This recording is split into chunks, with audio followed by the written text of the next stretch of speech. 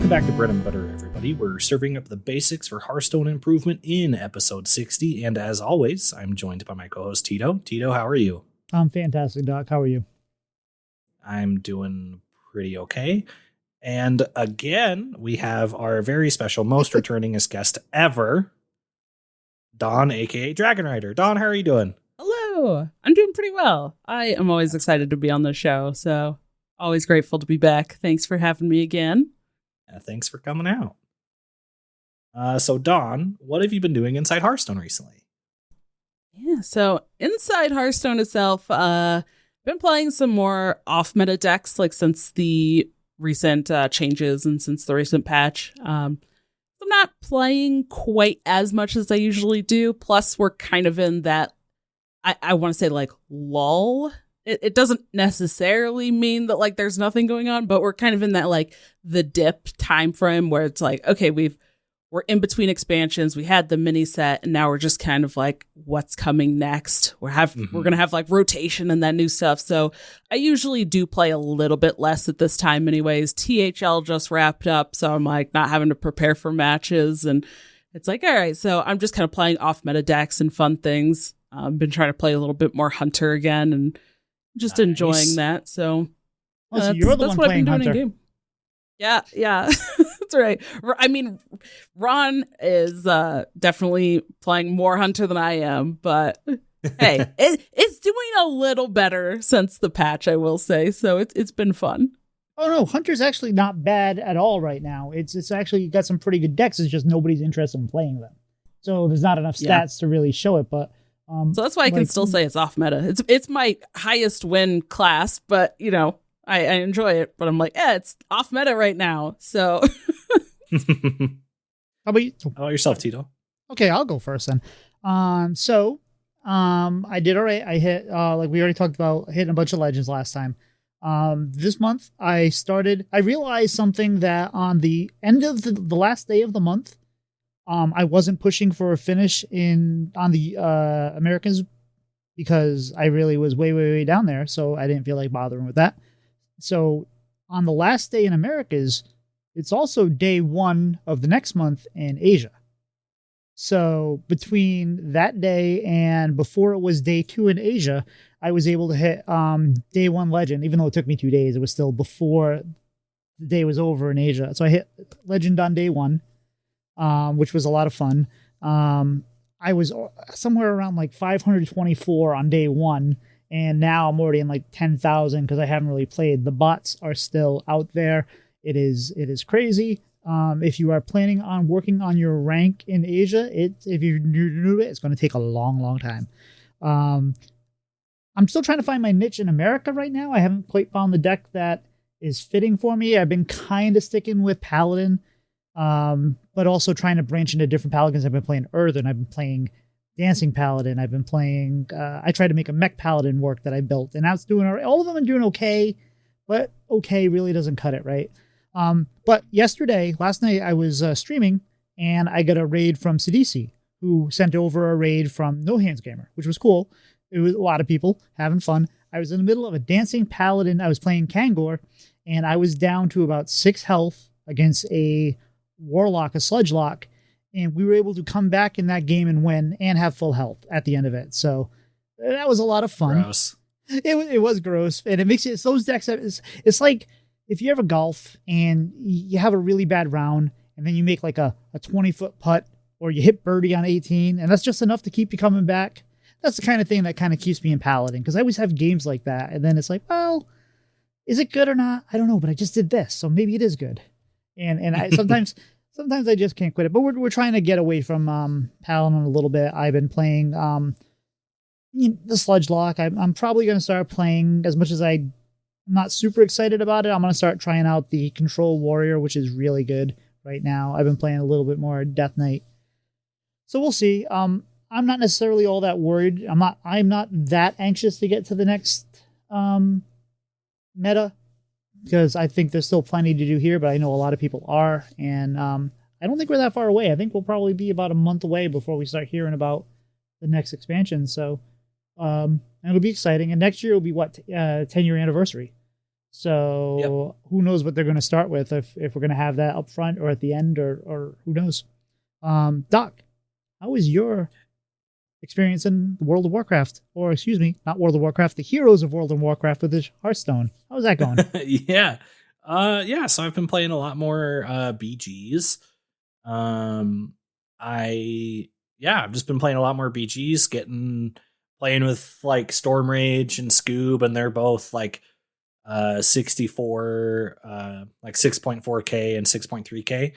So playing with them with a much higher MMR than I currently have, and been getting top fours has been feeling pretty nice.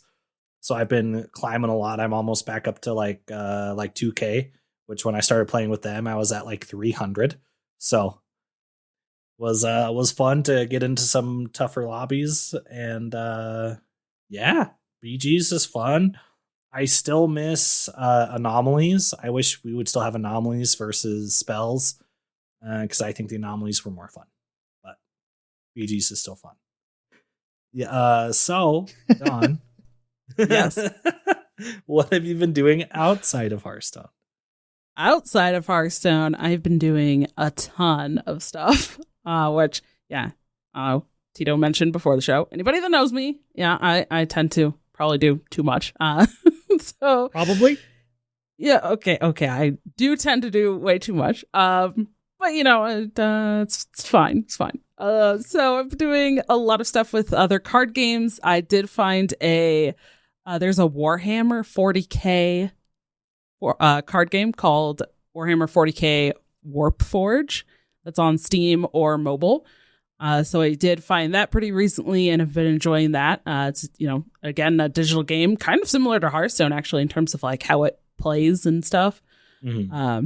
And have joined their creator program. So I did get to do like a video with showcasing new cards right before they released. So that was pretty cool. Oh, heck yeah. So yeah, I've been doing that. So not only like that video, but trying to work on a lot of other content for YouTube. Trying to expand my YouTube channel a little bit to encompass more card games and not just Hearthstone.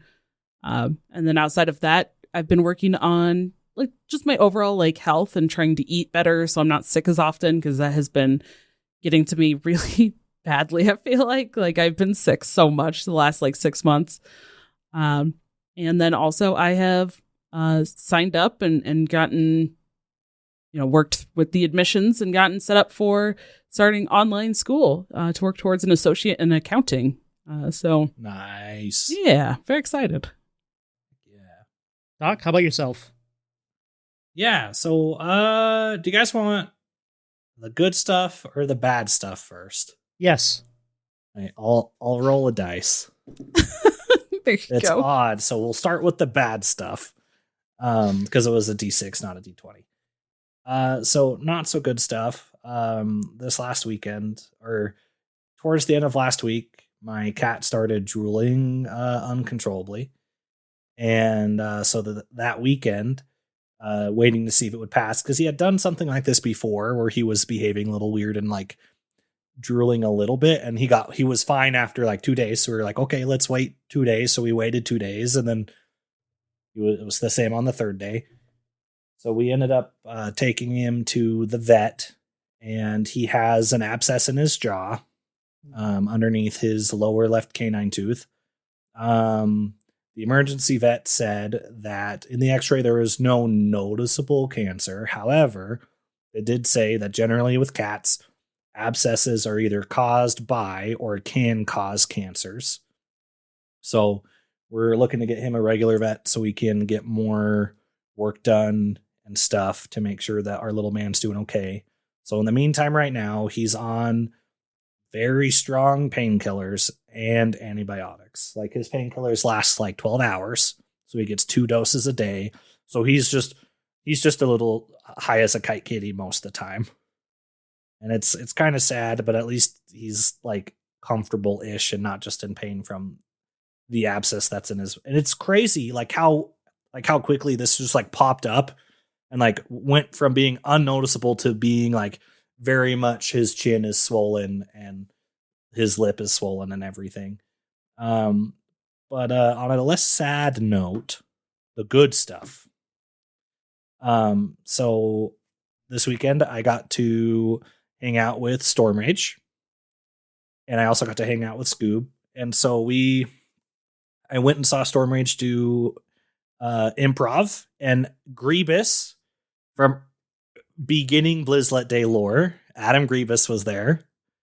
And so I got to see them, and I got to see Ted, and I got to see them do improv, and it was really fun. It was Dungeons and Dragons inspired improv.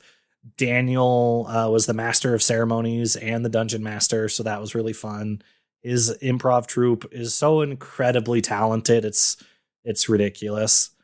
And then we just kind of hung out like the rest of the weekend and like played BGs, and we played board games. We played a game called Three Kingdoms, which was really fun. And we made a drinking game to go along with Three Kingdoms. And then after that, we decided to watch Legends of the Hidden Temple on Hulu. And we made a drinking game for that. And that was super fun. We would probably watch like 3 episodes of Legend of the Hidden Temple. And it was the most into Legends of the Hidden Temple, being super excited, hoping that these kids could go through all the obstacles.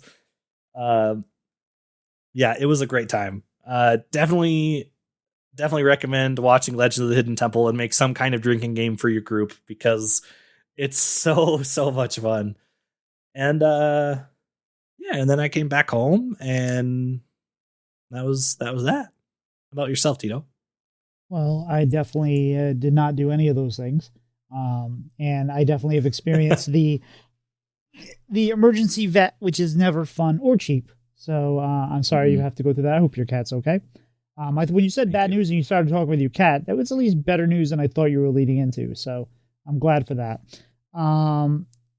So for me, I just finished Dry January, and I had an appointment with, I have started seeing a nutritionist every once in a while, and I had a follow-up today. I was going to cancel because I had some work meetings, but it's hard to even get in those calls, into those, have to get a nutritionist, especially through the doctor system, because there's only so many of them, and they're always very overbooked. So I didn't want to get myself out of that.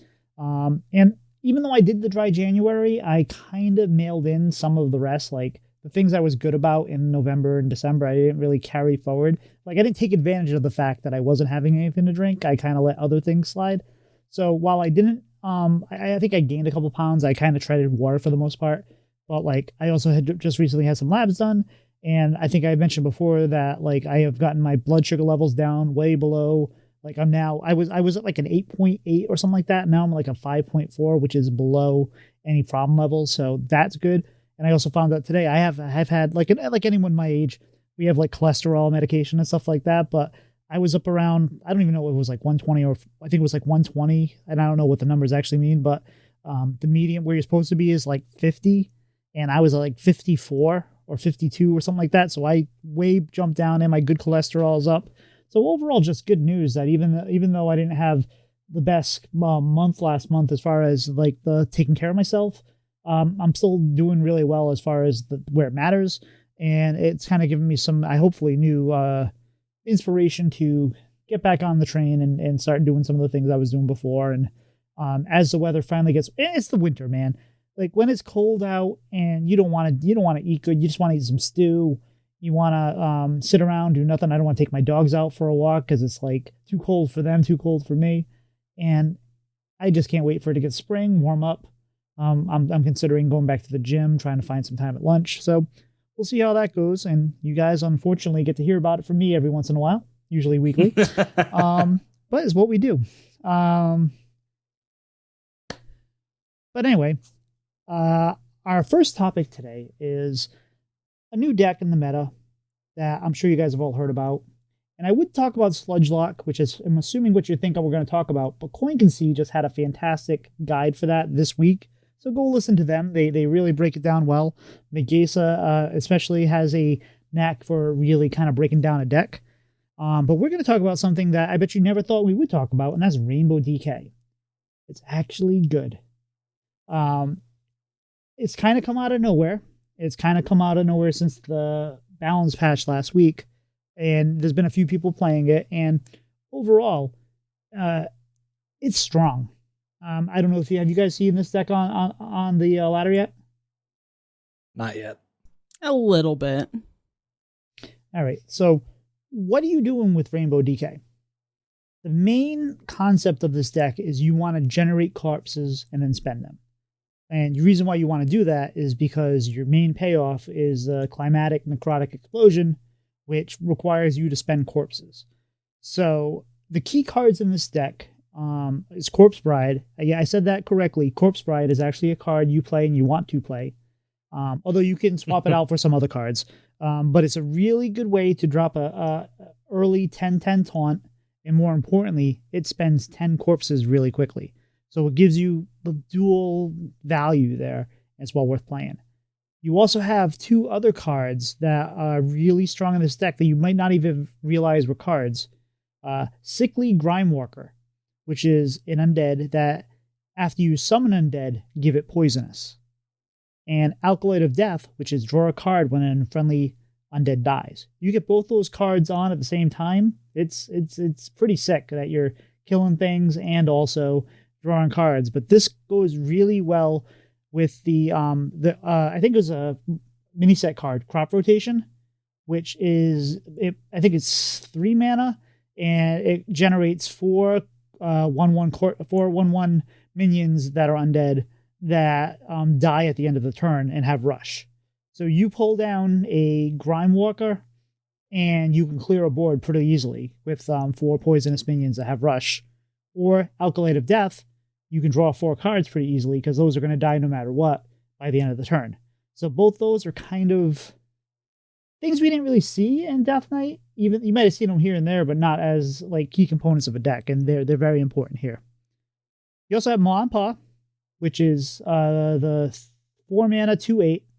At the end of your turn, it generates 5 corpses. At the start of your turn, it spends 5 corpses and gives you, I think, +5 health. So this is an awesome card in this deck because it's spending corpses for you and gaining you health. And if you can get this down on turn 3 or 4, 2/8 is very difficult to deal with, especially for some of the decks that are out there right now. There are decks that can deal with it, like Warrior can play Bellowing Flames.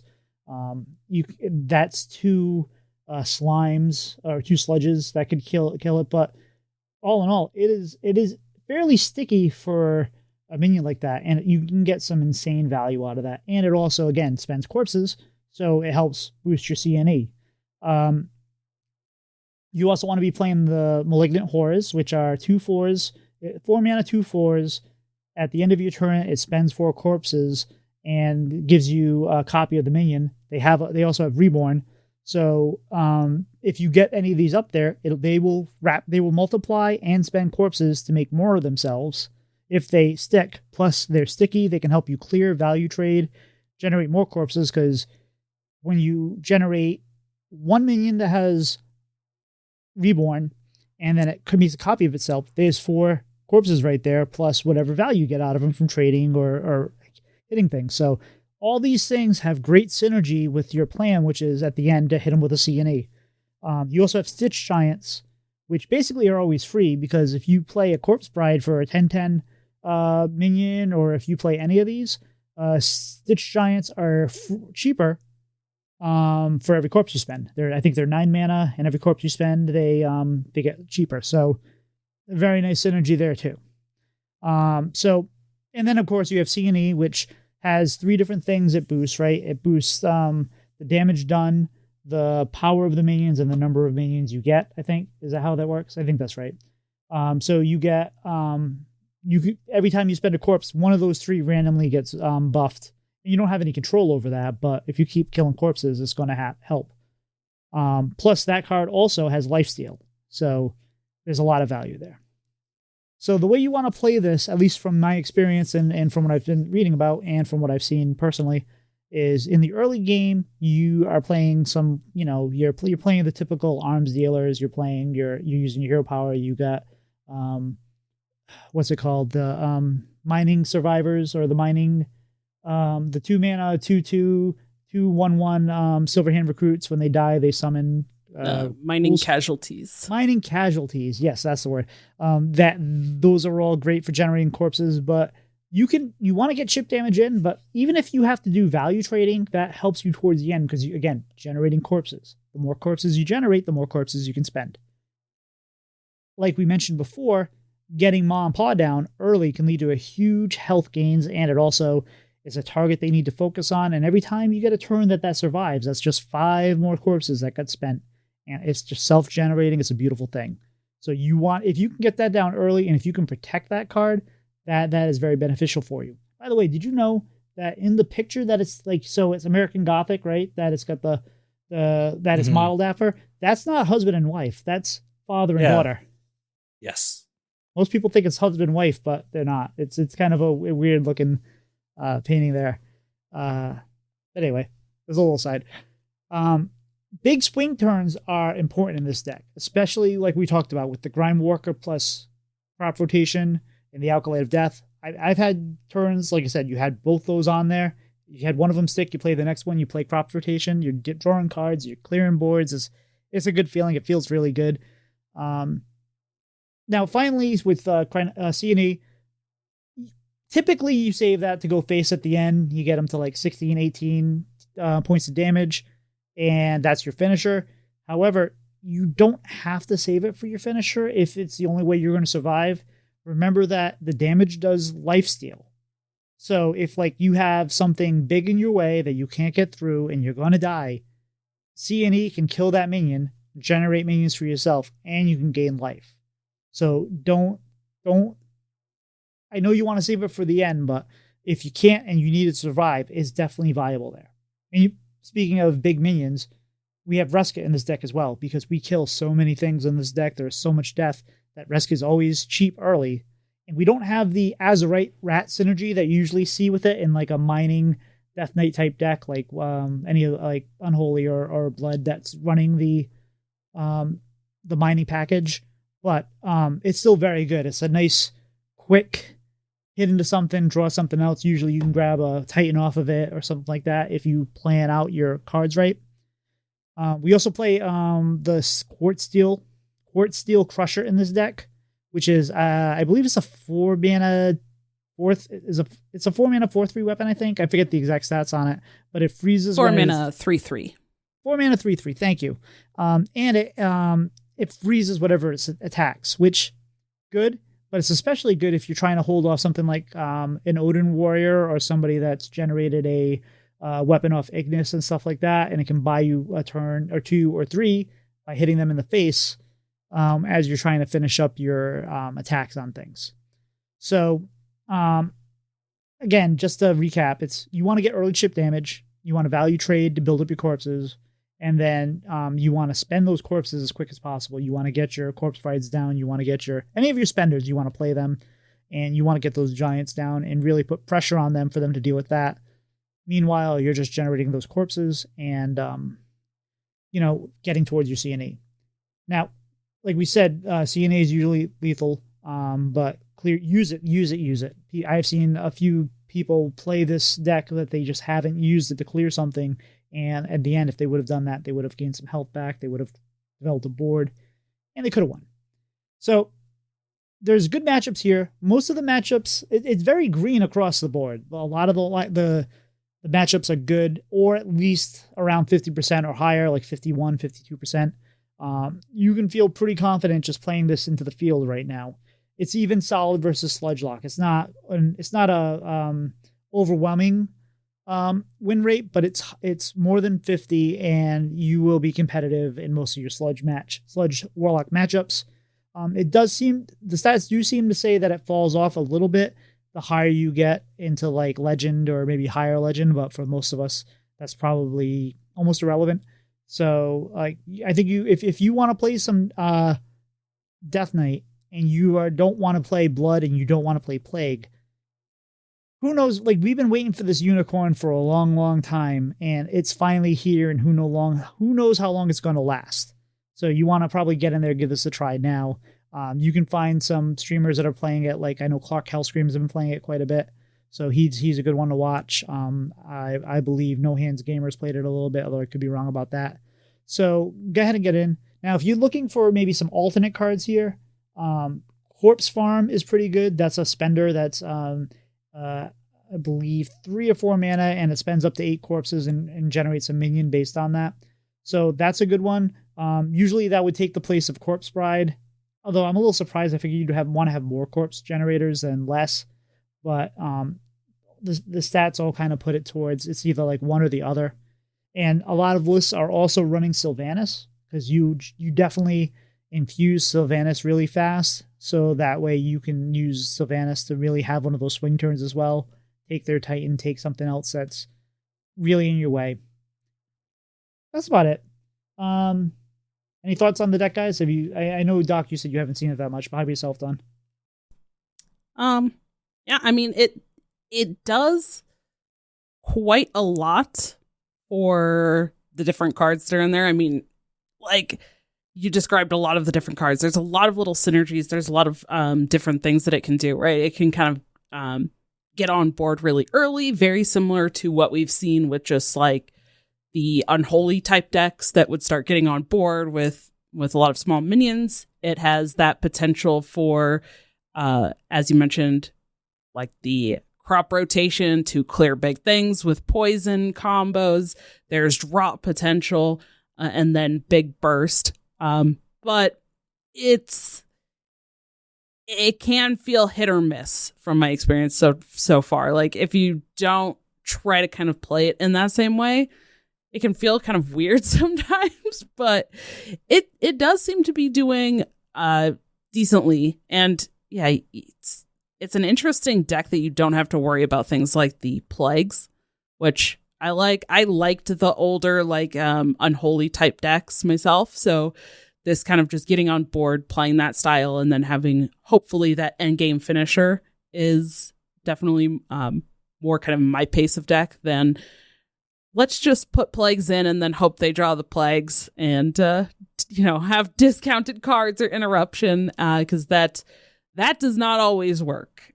So this is definitely a bit more of, I don't want to say just like straightforward, because there are a lot of those different, interesting little lines and things, how you can mix the cards and play. But this is something that I feel like is much more similar to the unholy style decks and more of a board type deck than things like the Plague DK that we have right now. So if that deck is something that that deck style is something that you like or that you're interested in, definitely suggest at least giving this one a try and seeing how it feels for you. Yeah, it's not exactly a Mensa deck. It's not super big brain, but it's more challenging than, say, like a Dragon Druid, which is also a really good deck right now. But Dragon Druid's fairly solid, right? Play dragons, build big dragon wall. Hope they don't get through it. There's definitely a lot more agency, I would say, in this deck. That you have every game feels a little different, but it's not that complicated. So it's definitely, I think, a good deck to play if you.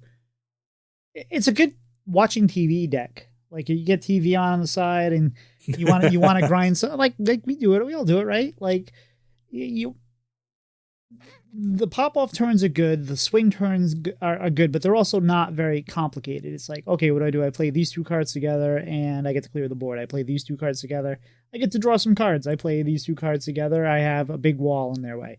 So it's not big brain, but it's definitely it's definitely different each time, and it's a fun deck. I've had a lot of fun playing it, I can say that for sure. So what do you think, Doc? You're gonna give this one a chance? Yeah, I'll look up the list and see if I need to craft anything for it, and then I'll jam a couple games. It's actually not, if as long as you have, I think there's only 3 legendaries. There's Monpa, CNE, and Vreska.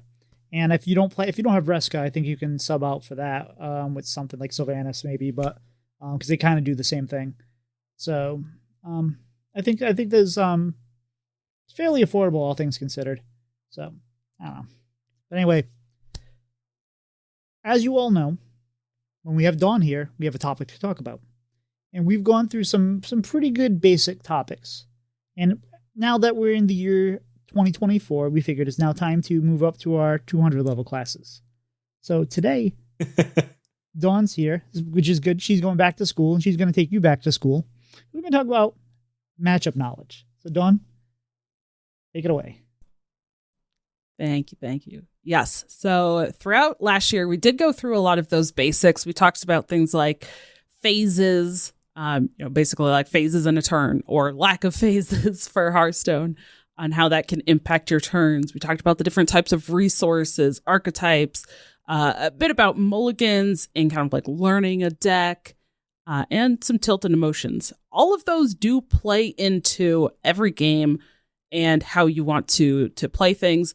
And we did touch on a little bit of this when we talked about learning a deck and kind of starting to learn, a little bit about how things play. And I think we touched on it a little bit as well when we were talking about phases and talking about maybe recognizing what your opponent wants to do, things like that. But we're going to kind of move from basics into more like intermediate style topics and dig even deeper into these. So yeah, for this first one, I wanted to talk about like specific matchup knowledge. So this goes deeper than just saying, okay, I know generally what my deck wants to do. Maybe like what we just talked about with that Rainbow DK, right? That is a fantastic breakdown of what that deck wants to do. But how does that deck play, or how do your decisions change if you are versus one deck versus a different deck when you're playing Rainbow DK or any deck that you're playing? But sometimes it doesn't change or it's very similar. But there definitely can be cases where the decisions you make or what you're doing will drastically change. One thing that I want to mention is definitely in mulligans is one spot that this can be very prevalent, is some cards are just not very good in certain matchups.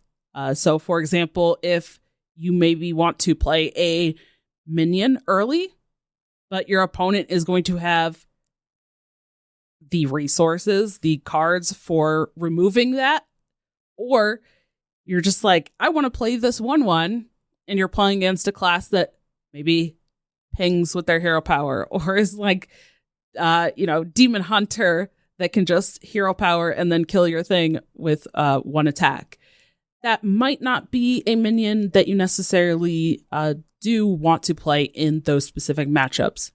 It might still be, but it always depends on the payoff. I think one good example of that is in Hunter, the singer, the singer that draws you a secret. Right? That is a 1 health minion. Sometimes you just have to say, the value I'm getting for drawing that is worth it, even if I'm playing in a matchup where they're going to just kill this anyways, because I'm getting the value from it immediately. But that's, again, not always going to be the case. So what we're looking at here when we're diving a bit deeper is you want to really start looking at how does this card, when you're making these mulligan choices, how does this card play out against that specific class, or against, if you're on ladder, I would say probably start it, when you're asking yourselves these questions, start with saying the most popular archetype of that class until you know what deck it is. But if you just kind of default to like, let's say Demon Hunter, let's say Naga Demon Hunter is the most popular, the sharpshooter. Okay, then I can just say it's likely that deck. Or if there's two, you can maybe say if they're similar, it's going to be the same. But the process you want to start with is analyzing, okay, when I'm making my mulligan choices, how does this card affect my game plan? And is that something that I care if my opponent maybe removes? How do they remove it? What are they looking for to do here? And does it actually not help my game plan if they just answer it immediately? Then I would say the next step is you want to start identifying as soon as you can in the game what their deck is. If this is like a tournament or something where you know what deck they're playing because it's maybe open list, this is a lot easier and you know that going into the mulligan. But for ladder purposes, which I feel like most players are probably going to be doing ladder sessions, you don't know immediately what that deck is. So as quickly as you can, start to recognize what deck you're playing against. I would say if you do struggle a little bit, or maybe you're not as familiar with the different decks or the lists that you could be facing against, using resources like the Vicious Syndicate or HS Replay and pulling up some deck lists. Like as soon as you get in game and you see, okay, I'm queued into a Death Knight.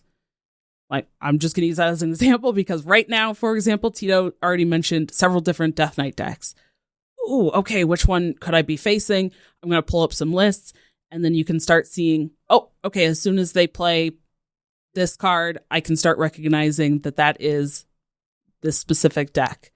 And then once you know that specific deck, you really need to start using that knowledge of that specific deck in all of the decisions you make.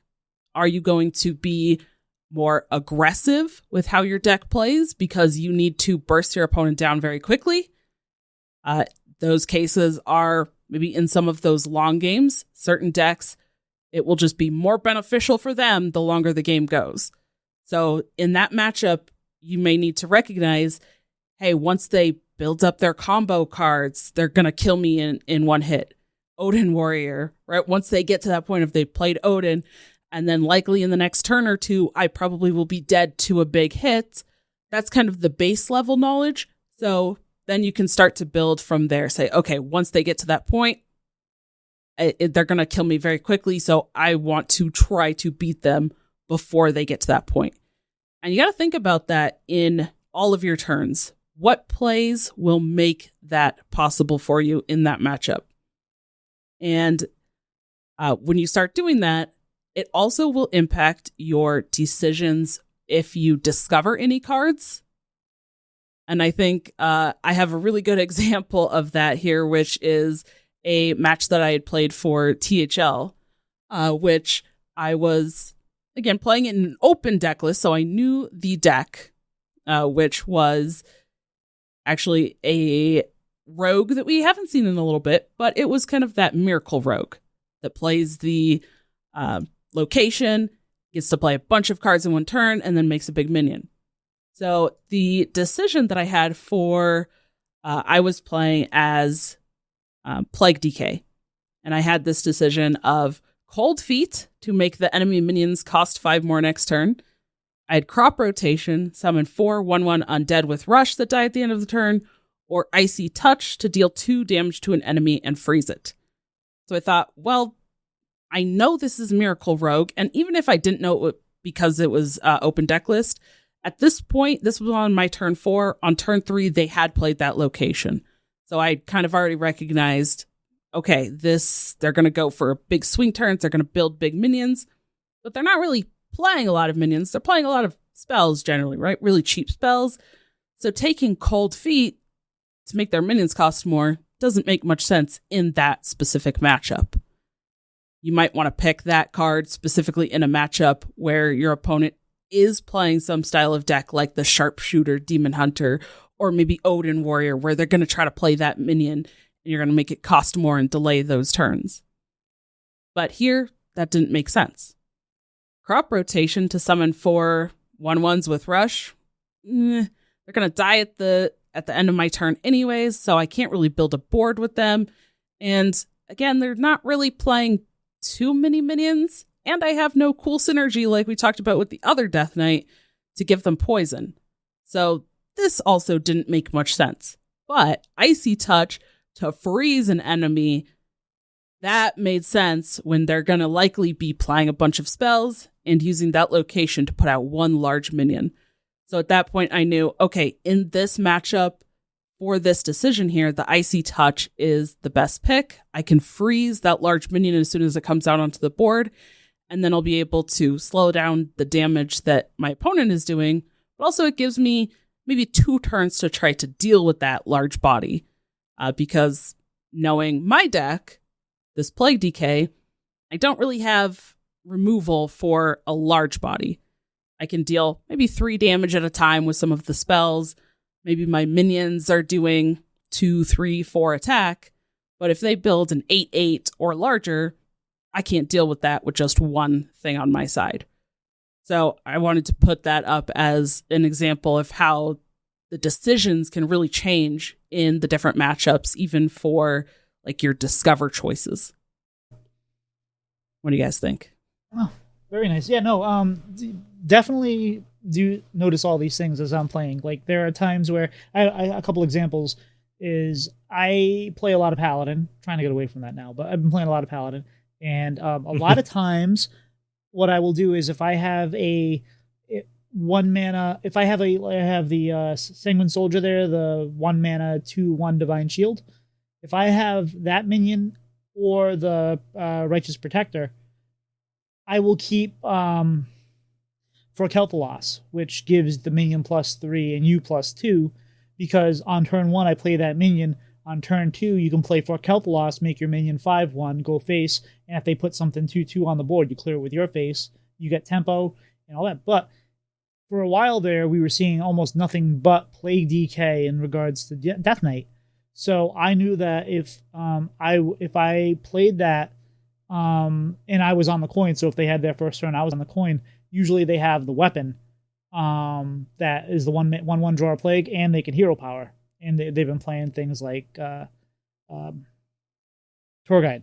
So most of the time, whenever I would play that, it would get cleared, and then I have this card in my hand for Kel'Thuzos, which is a good card, but now it's a dead card at this time. So when I was seeing that matchup, I was deciding I'm not going to do that. Another thing too is like, I'll stay with Paladin because I've been playing that a lot. If the game goes long against a Death Knight, I kept making the mistake of, hey, I'm going to build a big minion here because now how they're going to deal with it. And then it's like, oh yeah, Reska. And Reska hits into it, they take it. I'm like, oh, there goes my big minion, or however. So instead, I try to go wide and spread out my threats against Death Knight.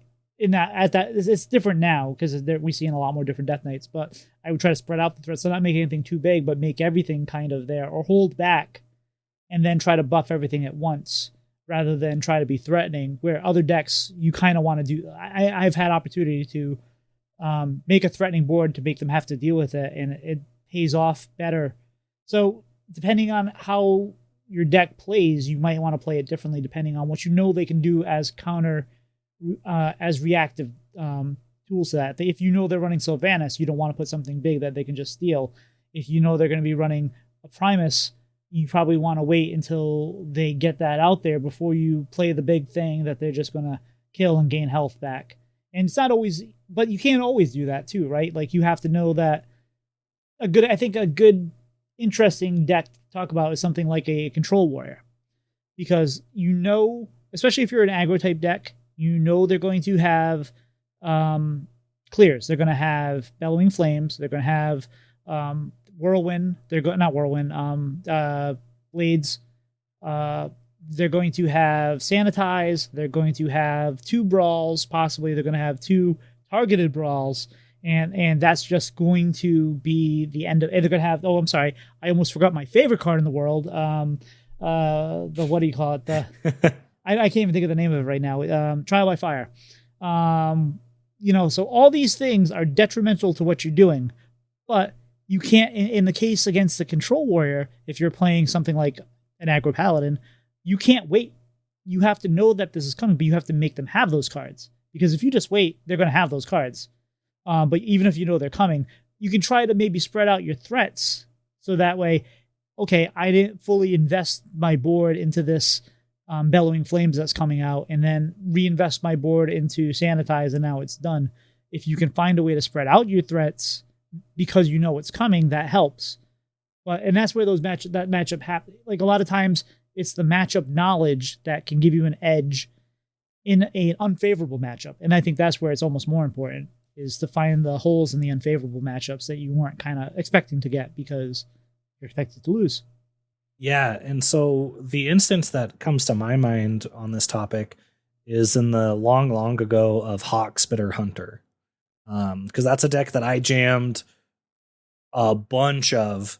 And so there were times where I'd see a matchup where I was like, okay, well, instead of wanting to absolutely combo out with the Hawk Spitters and get 4 of them, I'll grab a second Hydralodon, give myself some more time to survive the mid game, and then pop off with my big combo later. So there's a lot of understanding when you have to switch your deck from like the aggro / combo to the control to like waste resources to be then able to do like your game plan. So And I wish I played more of the current standard meta so I could talk about the current standard meta about it. But like, that's just a deck that really spoke to me at the time.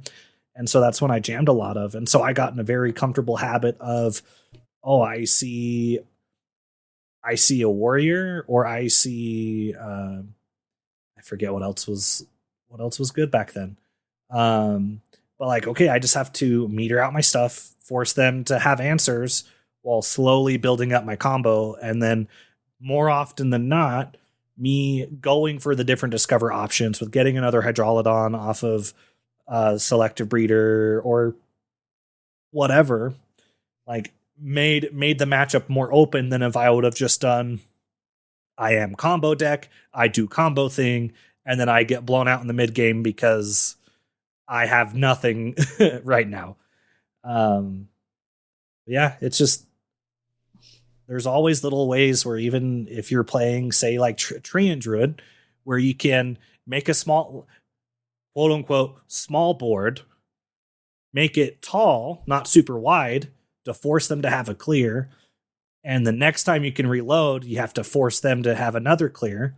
And then you get to reload like 1 or 2 more times because that deck reloads like crazy. And so it's just metering out resources, figuring out when you have to force them to react to you. And then once you get that reaction you want, you can go back into your game plan and be able to switch back being aggro or being combo instead of having to force a reaction out of somebody. You mean Shock Spitter, right? Or am I wrong? Is that not what I said when I was talking about it? I said, you said Hawk Spitter, so I was confused. Yeah, Shock Spitter. Okay. Yeah, Shock Spitter. I was like, cause I thought this was what you meant, but I'm like, is there a deck I'm not really thinking about? No, that's the one I was thinking of. All right, just making sure. Yes. No, and I think those are good examples. And this is why I love talking about these topics, is because even though you're not maybe playing the current meta as much, you just brought up a perfect example of how you've done that in past metas. These topics transcend metas, right? These are something that will apply every meta, no matter what decks are popular. You can apply these skills and this knowledge in every meta that you're playing. So this is not just to say, oh, okay, just learn Rainbow DK and the matchups there. Well, that might help you in this meta, but learning these skills will help you in all of these metas. So definitely the decisions that you're making in these different turns, like you were saying, like the discovers and kind of how you're maneuvering the different points of the game can change depending on the matchup. And so what I want to say too is when you're looking at these matchups, you're playing these games and you're thinking, okay, how does this matchup maybe change what I want to do? There's kind of a couple different notable things that you want to look at in terms of maybe your deck and the other deck is your threats, right? You want to kind of analyze, well, what are my threats? Are my threats made up of small minions and going wide on the board? Or are my threats maybe like that Miracle Rogue that I talked about, where the threats are going in on a big combo and getting a big minion? Are my threats a mix of some small minions and weapon attacks? Are my threats coming from spells from hand and building that up? And likewise, you need to think about that for the opponent as well, because if you're thinking about that for the opponent, how does that work with what your deck is doing? So if you're going to go wide and your opponent has removals, you do need to think about the removals. I will say, for one thing that I have learned over my years of playing is I used to be the player who was very much like, I'm playing this aggressive deck, and I would just like throw all of my stuff out onto the board, and then maybe the priest or warrior opponent would have a board clear, and then I'd be so sad and like, oh, well, maybe I shouldn't have played all that stuff out. But on the other side, there definitely is something to be said. In my experience, I love being really aggressive versus things like druids, especially when they're more ramp style druids, right? The slower decks. You can be very aggressive against druids or warriors or priests. Warriors and priests, I think especially, are really interesting for me to talk about, because yes, they have removals. Yeah, they have armor. or they have healing. But they generally can't do all of it at the same time. They usually have to pick which way they're going. So, as you mentioned, Doc, like Tree and Druid, let's say, you can maybe go a little bit wider, or maybe you say, you know what? I only have 3 things on the board. This is an okay time for me to give my 3 things on board a death rattle, instead of saying, oh, I need to have like 5 or 6 minions on board and give them death rattle. You know, it's okay, because now if my opponent has removal, I'm still going to have something on the board afterwards. So maybe they have to have 2 different kinds of removal in the same turn. Or they can go for that removal, but I still have something to work with afterwards that then I can buff those things and be able to use my stuff at that point. So even though there is removal, there are ways and decisions that you can think about it depending on what you're doing. And again, like I said, that like warrior and priest for me especially, like they can't usually do all of the things. So even if they remove your board, well, they also didn't heal, or they didn't draw, or they didn't develop their own board. So now maybe, yeah, they did clear, but now, okay, you can just redevelop your board, and they're in the same spot again next turn, where now they have to answer the board you just created again. So do they have a second removal, or are they going to take the time to try to draw and find something else now at this point? Or now are they going to get on board, where if they get on board, then it goes back to you. They didn't remove your board this time, so now you can, you know, maybe buff up your board or do something else. So I think that was one thing for me that I did kind of learn over time, that at first I was like, okay, I just have to play around removal, or I'm just going to play all my stuff, and then if they don't have removal, I win. But I think recognizing that there is a little bit more to it than just, oh, okay, they're going to either remove my board or they don't.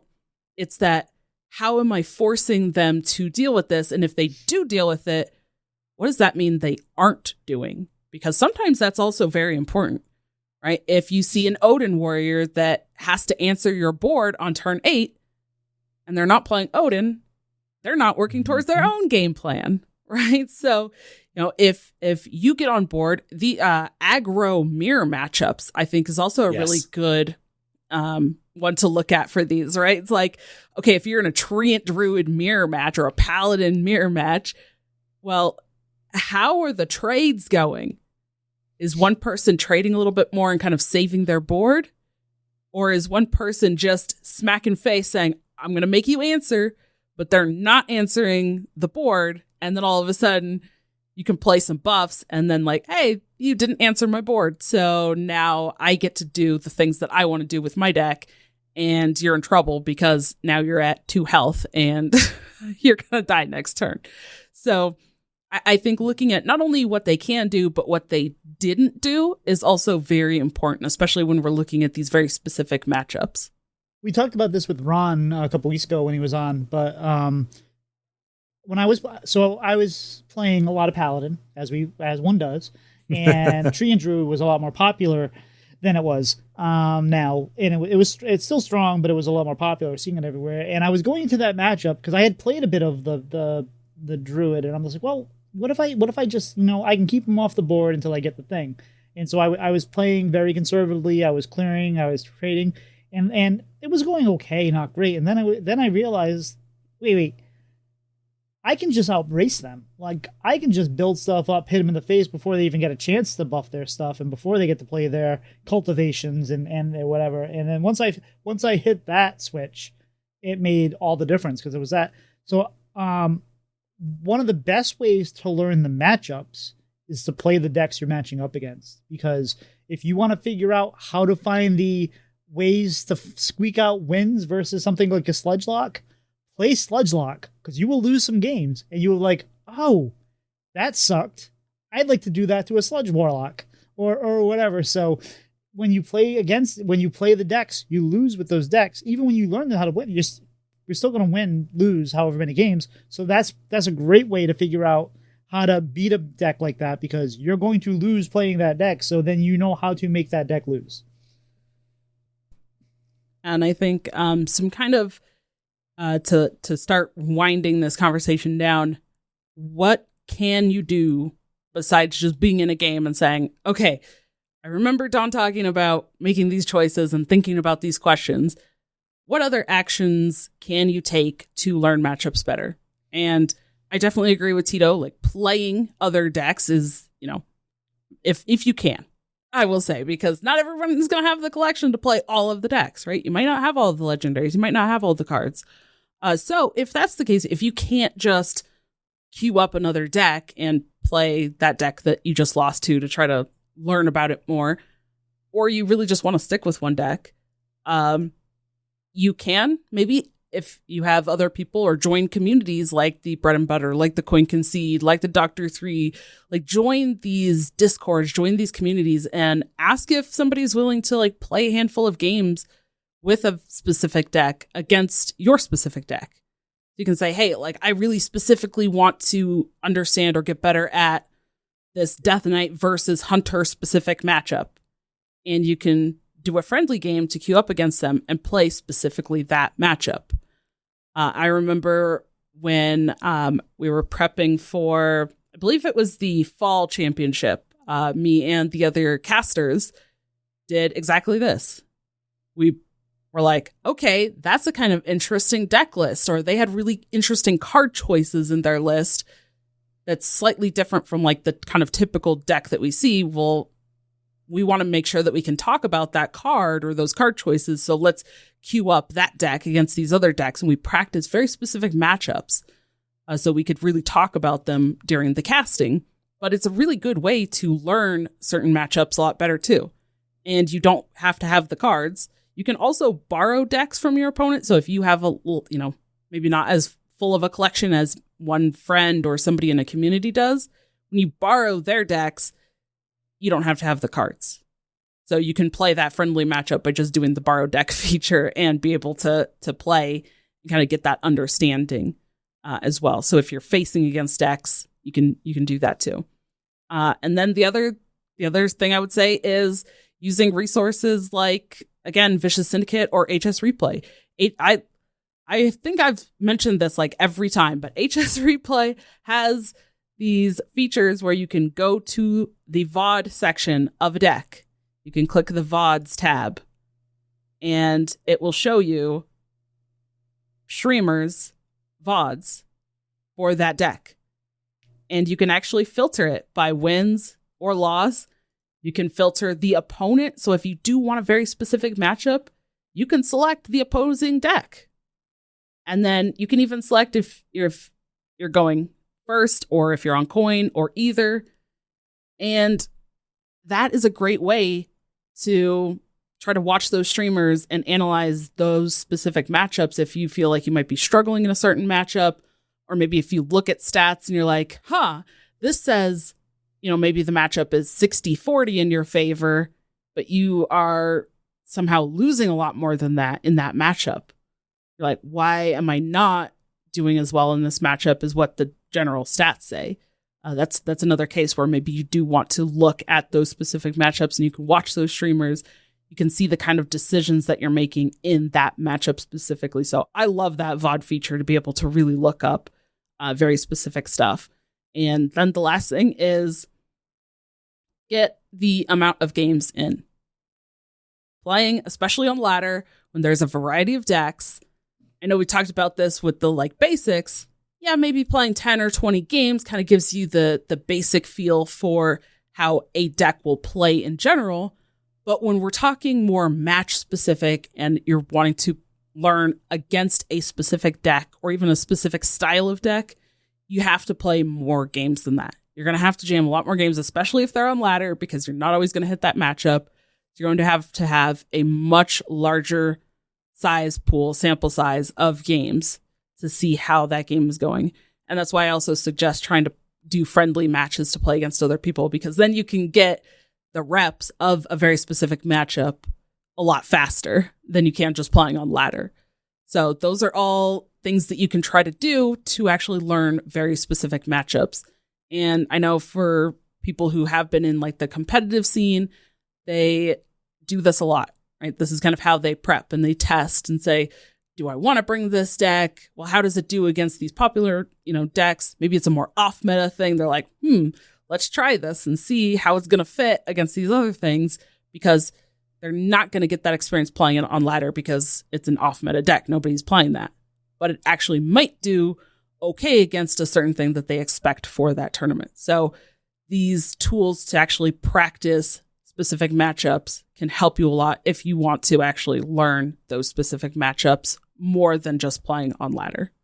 And one of the things too is this: looking at mulligan stats on each of this replay is great. Like Don said, you can look at matchup on coin, off coin, but it's not gospel what the stats say. And that's because certain things might be kept in certain situations. Like, for example, I was talking about keeping 4 Kel to loss, which you wouldn't do unless you had like a Divine Shield minion also. Same thing with like maybe if you in a certain matchup you have God, I can't think of it. The spell that buffs 2+1/+2, and then you get a Divine Shield, or you draw a card. So for Pally main, I forget all the main cards. Hand of Vidal. So if you keep Hand of Vidal, if it makes a good play, it's just like a nice curved play, you keep it. Now you might look at the stats and say, hey, Showdown's only kept 33% of the time, so I'm not going to keep it. But if you're seeing a whole lot of aggro druids and you have a Showdown and you have a Prismatic Beam in hand, I mean, that seems like a pretty solid keep if like, what's going on there. So knowing that matchup and like use the stats, but also use the knowledge that you pick up, because it's like, well, I'm not going to keep Showdown. I'm not going to keep Prismatic Beam, but if I have them both, that makes a lot of sense here. Or you know what I mean? So it's just keep an eye.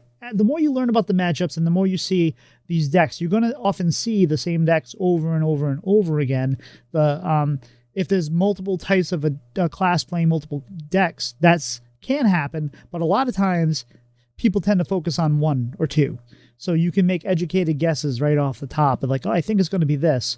So you can hedge your bets a little bit. And sometimes it won't pay out. Sometimes you'll be like, boy, I really wish I didn't keep these cards, but those are lessons learned, and you would have felt really good if they would have paid off, and they probably will pay off next time.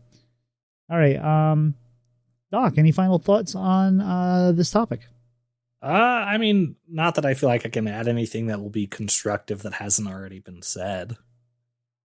I feel like Don and us, like we hit on basically everything we could about this. That is, so no, I do not, except go team.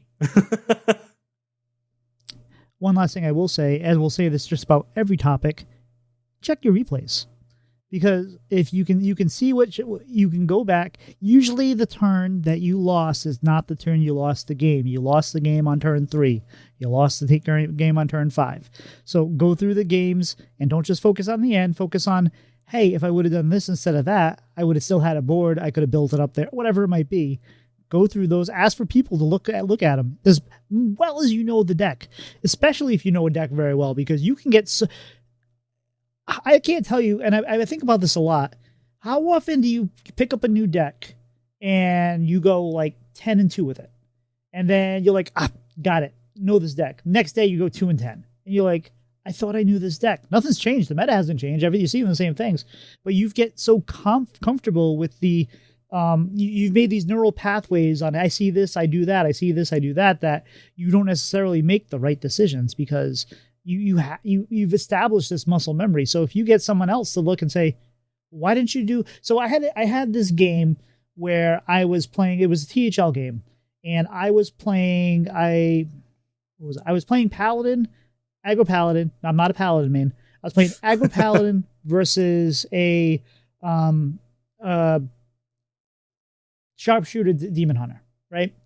And I had a turn 3 play turn 4 play where I played one thing, and I could have played Buffoon. I could have played the one that gives you a 2/4, draw 3 ones with Divine Shields if it's infused. I could have played that, but I made a different play. I believe I played out a 1 minion, and then I also played a Muster for Battle, because I had the next turn I had the I think I coined it out actually, because the next turn I played the Aura, because they had a clear board and nothing. Now, this is a topic that'll come up probably in the next few months with Dawn. I didn't do any hand reading. And if I would have looked at their hand, I would have noticed that they kept 3 cards. So in my brain, I should have thought, hey, they have a sharpshooter. So is my play the right play? And if I would have played the buffoon, which I didn't even consider, if I would have played the buffoon and I would have been able to block a few more shots, I would have survived, and I could have had the counterplay. But because I didn't, they had like the perfect pop-off turn, cleared my board, did a bunch of damage, and there was no way I was coming back on that because I had no way to clear the sharpshooter. They had a bunch of the tools they needed. Granted, they had the nuts, which was fine.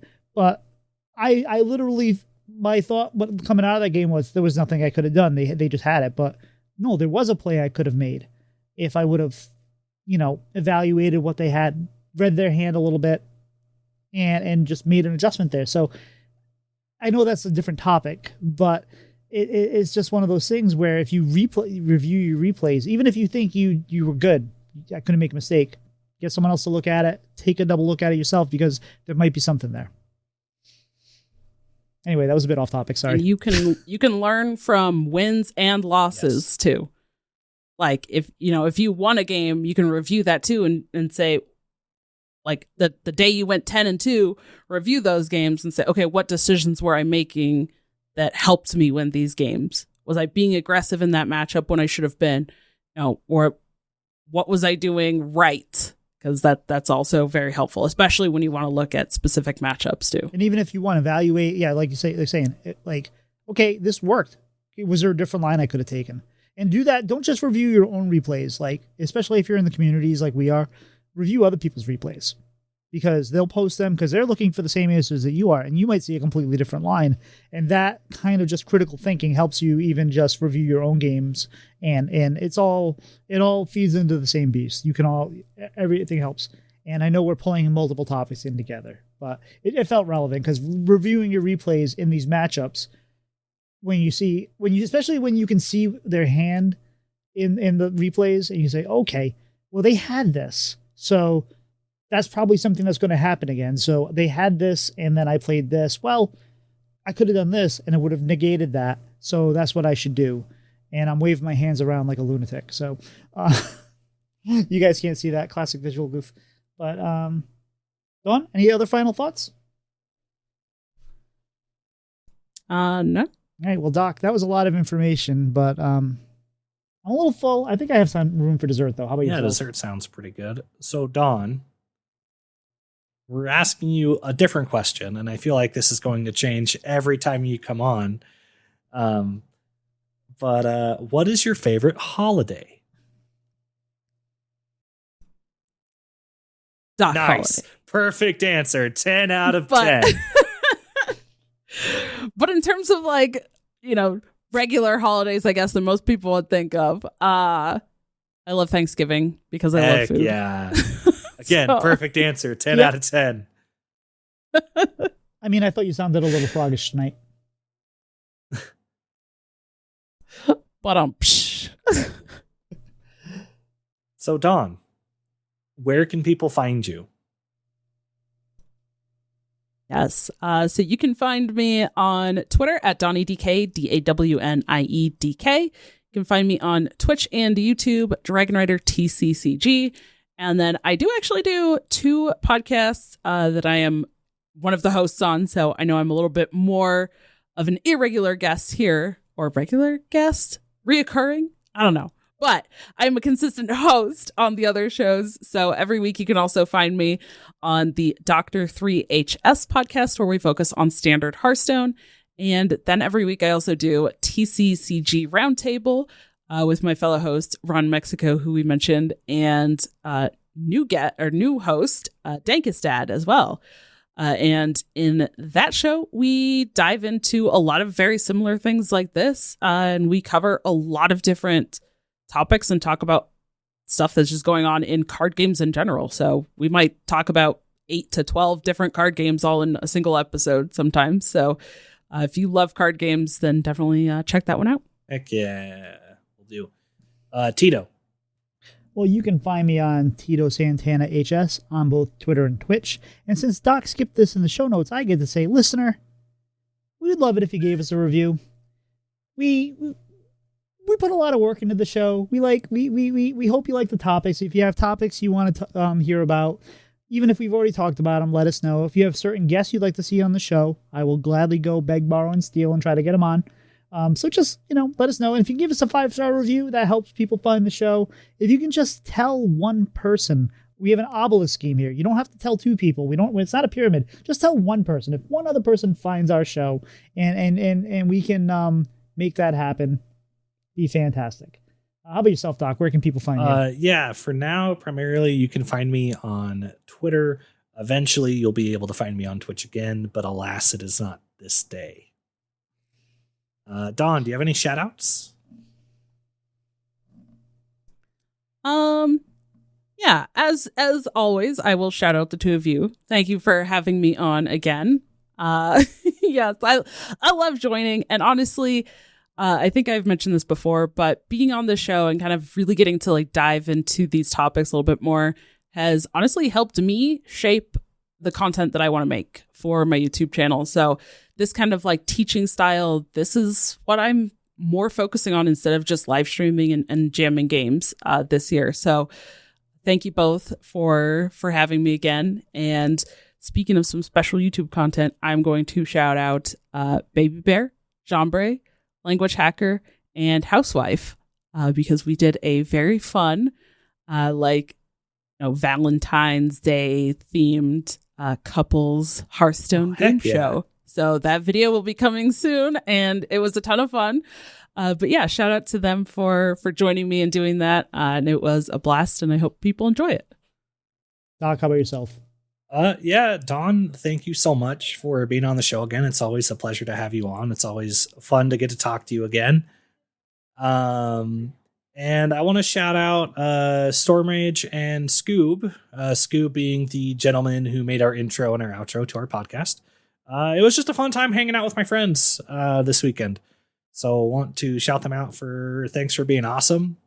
And yeah, Tito, how about yourself? I'd like to thank my boy Just the Guy. I think you guys have heard of him before, but he's a kindred spirit of mine. And it's always funny too, because he'll say something, and if something's going bad in his life or something like that, I'll come back with a snarky comment, and people probably think, wow, Tito's being a real jerk. But it's our sense of humor.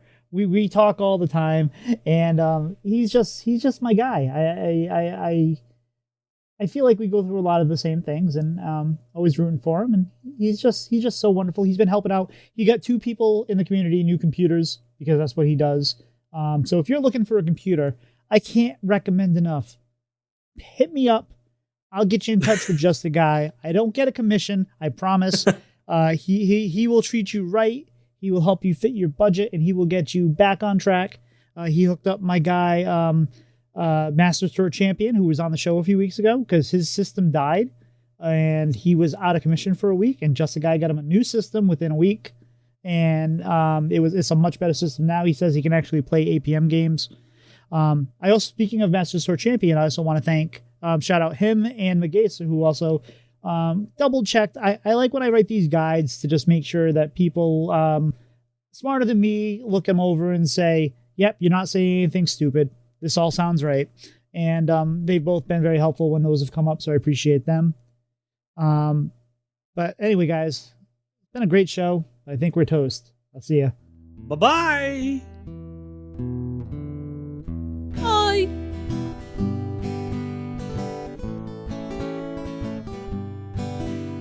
Slide 2 brothers meet one another when they slide up to the mic. It's bread and butter with one another. Let's start up that recording light.